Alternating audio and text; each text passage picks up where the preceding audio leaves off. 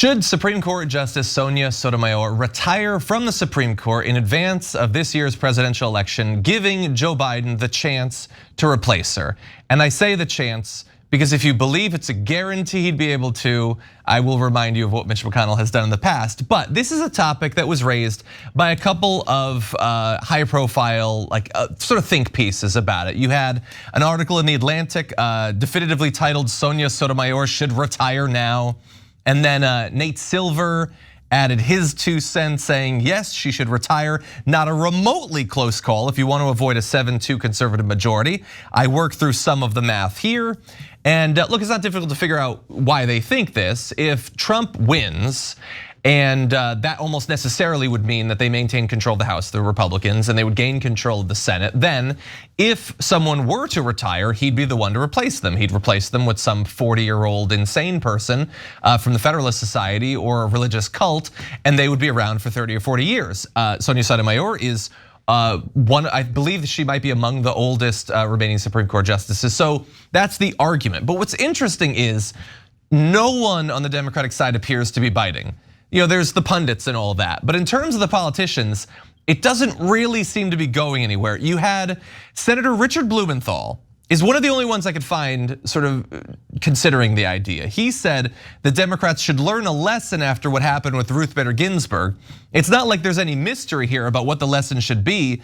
The old saying, graveyards are full of indispensable people, ourselves in this body included. That's a rough quote, but you get where he's going with that. But that's pretty much it. I mean, Senator Pete Welch said she's not 70. I believe she's about to turn 70 actually, but I might remind some of my colleagues to look around, check their birth certificate. She's going full speed ahead. I'm not aware of any significant issues and I'm aware of extraordinary competence.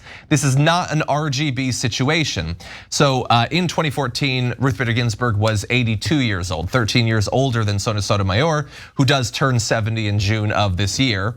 Now, in terms of being able to do the workload, she has recently spoken about how cases are becoming more complicated. The workload is quite a bit. She said that she's become tired due to bigger cases, but she has never indicated that she doesn't think that she can do the job. And the vast majority of politicians, including progressives, are having nothing of this. Elizabeth Warren says the talk is nonsense. Where did this come from? She's doing a great job. Ro Khanna said, I don't think you can tell the first Latina Supreme Court justice who's still in her 60s when to retire. And then he said some members of Congress are in their 70s and 80s, which is a good point. Representative Ilhan Omar says, I'm not in favor of telling people when they should retire. I just think it's a waste of energy and time to have these silly debates. Representative Ocasio-Cortez says, I haven't really delved into that conversation much. And I only wanted to quote her there as a response to the business guy who said that delve appearing in writing is proof that it was AI generated because nobody used that word. Well, AOC used it. In any event, nobody's really biting on this. No, there's something weird about this story. Pausing here to deliver some honest truth as we do in our news coverage as well. TYT is facing challenges, guys, as the entire industry is. You know who could make the difference? You. If you hit the join button below, it's gonna make all the difference and keep us in business. We appreciate you, thank you.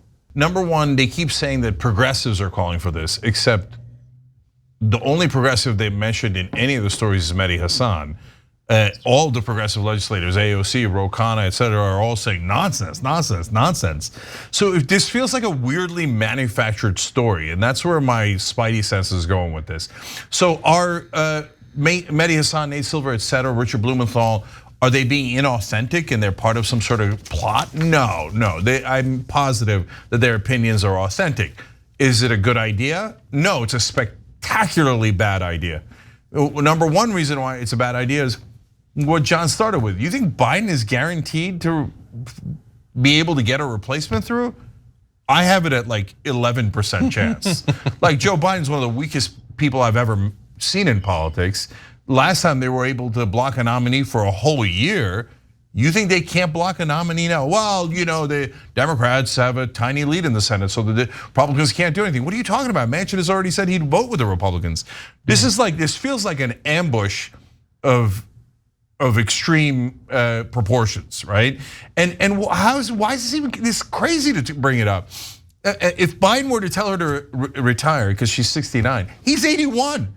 Okay, and for all the people who are saying oh, she's too old, and then you ask about Biden, they're like, oh, he's perfectly young. That doesn't make any sense at all. No, I guarantee you, if she steps down, then the chances of it being 7-2 Republicans is much higher, because the Republicans will fight like hell to block the next appointment, and they'll almost certainly win. And then Trump right now has the lead in the polls, and then he'll get to nominate another conservative. So I don't think that Nate Silver and the other guys are part of the ambush. But the amount of massive hype that this has gotten in media, with all of the articles saying progressives are pushing this, it's weird. It's, groupthink, corporate groupthink is like, retire. And so be careful, as Admiral Akbar would tell you, it might be a trap. Agreed on all the points. Supreme Court Justice Sonia Sotomayor should go absolutely nowhere. She is a youngin, as you laid out, Jink, among the president and many of the people in the Senate, the US Senate in particular. She's doing a spectacular job, and there is no reason.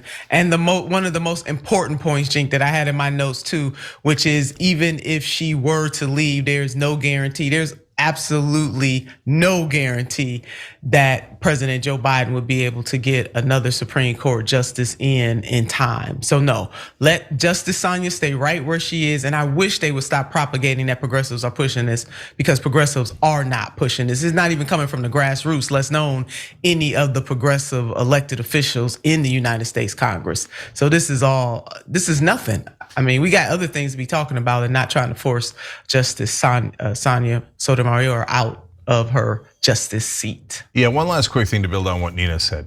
All of a sudden, the entire National Press Corps cares about an op-ed Mehdi Hasan wrote. Right. And then attaches all progressives to that one article.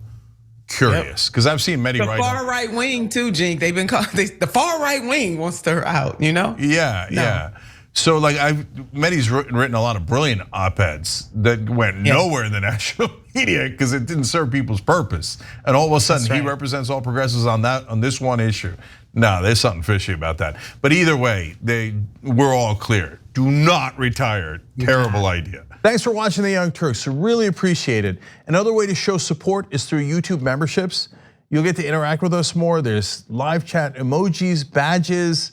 You've got emojis of me, Anna, John, JR. So those are super fun. But you also get playback of our exclusive member-only shows and specials right after they air. So all of that, all you gotta do is click that join button right underneath the video. Thank you.